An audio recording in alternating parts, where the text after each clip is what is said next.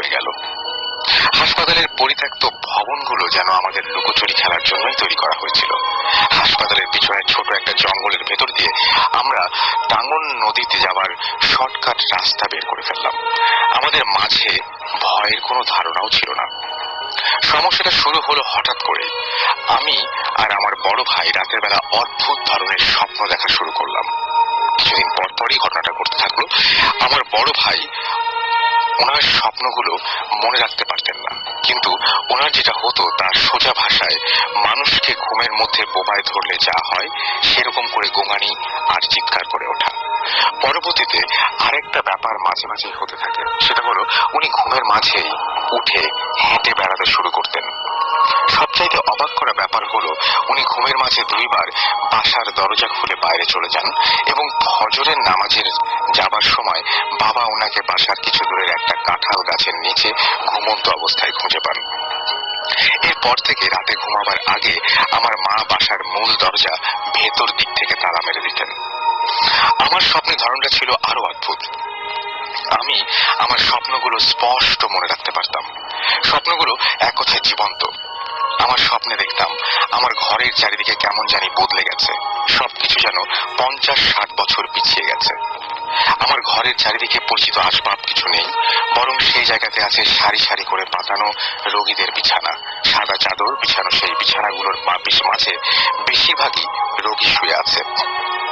তাদের কেউ কেউ কষ্টে কোঁকাচ্ছে, কেউ বা ঘুমে বিভোর। একবার স্বপ্নে আমি কাহিনী কি ভালো মতো দেখার জন্য উঠে বসি। এমন সময় দেখি কেউ একজন বলল যে বাবু উঠে গেছে, ওষুধের ডোজটা দিয়ে দেই। পিছনে তাকিয়ে দেখি একজন সিস্টার, পরিষ্কার সাদা পোশাক পরা, মায়াবী মুখ, আমার সামনে একটা ট্রলিতে কিছু একটা আনে। আমি বেকুবের মতো দেখতে থাকি।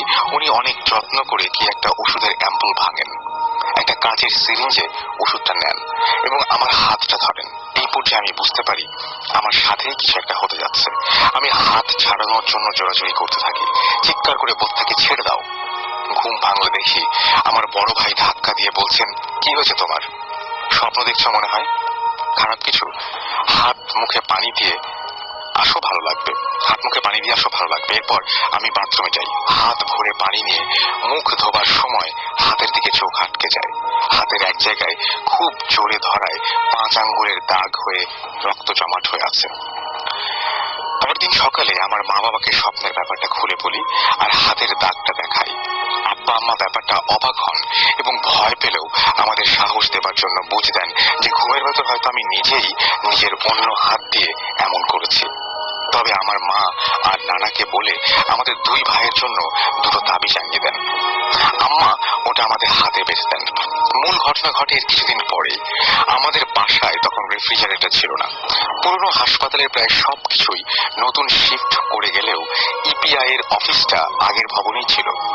ইপিআই এর স্টোর রুমের জন্য সেবার ইউনিসেফ থেকে 5-6টা ডিপ ফ্রিজ দান করে।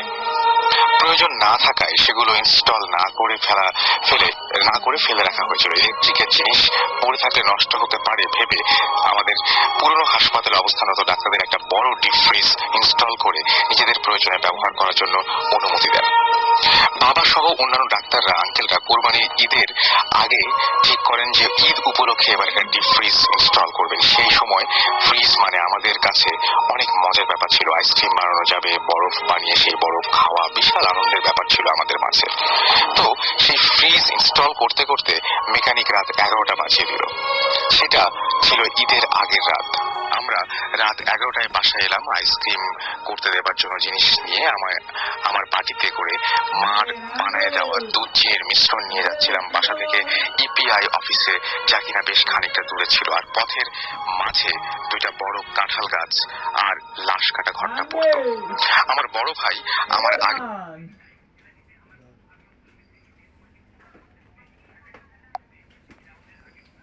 না